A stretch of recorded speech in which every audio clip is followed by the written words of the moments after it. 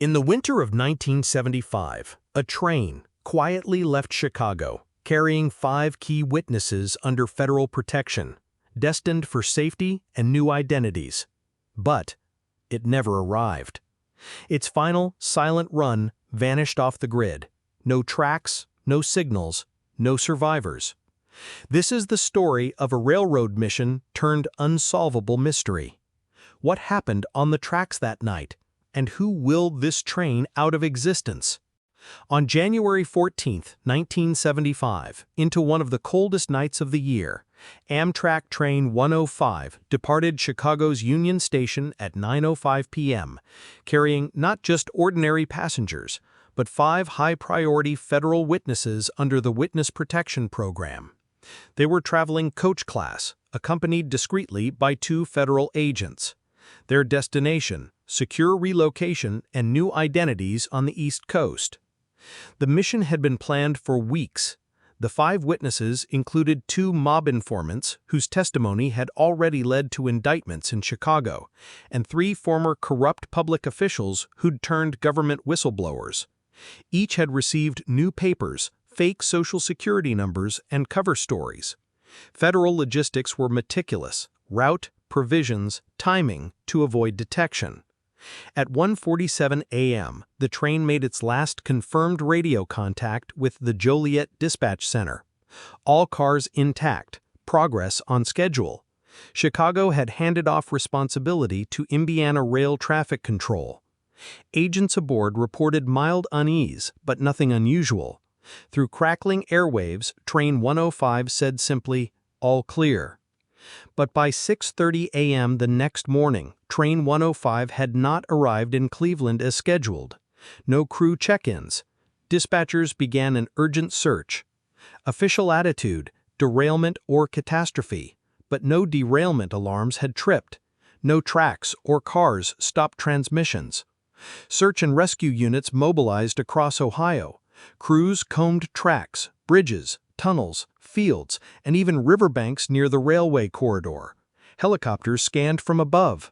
Railroad inspections found no sign of broken ties, malfunctioning switches, or derailed cars. It was as if the train had simply vanished. Family members were notified. Panic spread. 5 witnesses once under federal protection were now unaccounted for, and so were the agents. The Justice Department responded with rare public statements urging patience, but Washington quietly elevated the incident to a national security emergency. The FBI and Amtrak conducted parallel investigations, internal signal logs, rail sensor readings, staff interviews, but control tower data showed no divergence, no misrouting. None of the automated track sensors flagged irregularities. No emergency alert had been triggered. Trains before and after reported pass-through, but no handoff of Train 105. A troubling inconsistency emerged. CCTV installed at one rural Indiana station showed the train passing at 2:08 a.m., but only the locomotive and first 2 cars appeared. The final 3 cars, where the witnesses were seated, were gone. Train 105 continued slowly for a mile, then vanished from both video and radar logs. Investigators dug through maintenance records. That section of track had been free of incidents for years, no dereliction reports, no sabotage disputes. Engineers confirmed there were no known blind spots, derailment hazards, or missing equipment. Washington demanded answers. Internal committees convened. Classified memos leaked to investigative reporters who published tentative stories about a possible mob hit. One unofficial informant whispered that the train had been intentionally interdicted, but the official position remained: insufficient proof. Months later, half-burned debris was discovered deep inside a former rail spur near Terre Haute, Indiana. Charred metal fragments, railcar identification numbers partially legible, suggested cars 7 and 8 had been intentionally stripped of identifiers. But the debris field was small, inconsistent with a crash. No bodies, no luggage, no personal effects. Toxicology labs found no trace of passenger DNA. The appeared had consumed nearly everything. But experts noted it was not high-heat derailment damage, it looked like controlled burning. The spur had been decommissioned for decades, no rail traffic, a remote staging ground. Meanwhile, agents who had booked the witness relocation couldn't explain why the protected passengers had been placed in the rear cars. Usually, higher-profile witnesses ride among escorts in the front. Records showed cost-saving measures had truncated agent coverage to the locomotive and front cars, leaving rear cars light, an uncharacteristic deviation from standard protocol. Public speculation grew wild. Some claimed a hostile intelligence group or rogue federal officials hijacked Train 105. Others pointed to organized crime syndicates retaliating against the witnesses. One theory: the train was diverted onto a side track and intercepted by local militia backed by unknown interests. The Justice Department eventually released a limited report. The train disappeared without mechanical failure, sabotage, or malfunction. The rear cars detached intentionally or were removed and erased from all systems. No credible investigative leads. It concluded with an unsettling note: the rail system was compromised, at least that segment. Decades later, retired FBI agent Helen Wu, who had reviewed the case archives in 1999, gave an interview. They knew exactly who was on that rear car, and someone didn't want that testimony coming forward. Whatever or whoever orchestrated it, they were methodical, organized. In the absence of survivors or witnesses, no prosecutions were ever brought. The official case was quietly closed in 1978. Families were offered sealed settlements under national security, and the rail route quietly altered. Records regarding witness protection travel method for years after were heavily redacted. Investigative journalists returned to the case in the 2000s, mining declassified memos.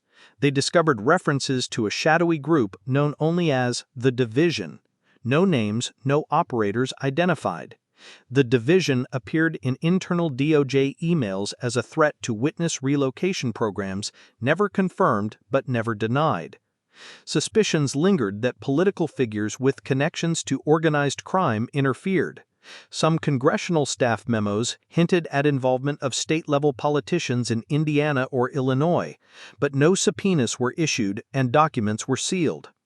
In 2015, a whistleblower surfaced, an ex-railroad signal technician who claimed that he'd rerouted rail cars using a suspended switch the night of the incident. He alleged bribes from a third party to isolate the rear cars onto a cut track, then arranged for them to be towed away hours later to the isolated spur where they burned. But by then, the statute of limitations had expired. The whistleblower refused to identify the client. He was granted immunity and vanished from public view. No new leads emerged. The missing rear cars, the witnesses, the agents, they were never found. The train locomotives and front cars remained in service, but the rear cars were scrapped from all records. Today, the silent run remains one of the most chilling, unresolved failures of the justice system. A rail mission designed to protect truth witnesses became a vanishing ledger in a deeper conspiracy. Some families still hold memorial services each January, light candles on frozen platforms beneath the tracks, and publish missing person photo boards at train museums. Their efforts draw occasional press donations. Few listeners, fewer answers. New policies now require armored witness transport, digital tracking of rear cars, and real-time monitoring, but the wounds remain open. The ghost of Train 105 looms over every future relocation. This is more than a mystery. It is a lesson. Systems built to ensure safety can be manipulated by shadow forces. When the whistleblower finally vanished, Agent Wu said quietly, "They stole evidence, lives, trust, from the tracks to our courts." And as freight and passenger trains rattle through the night, remember, in the darkness, truth sometimes rides alone and disappears before dawn.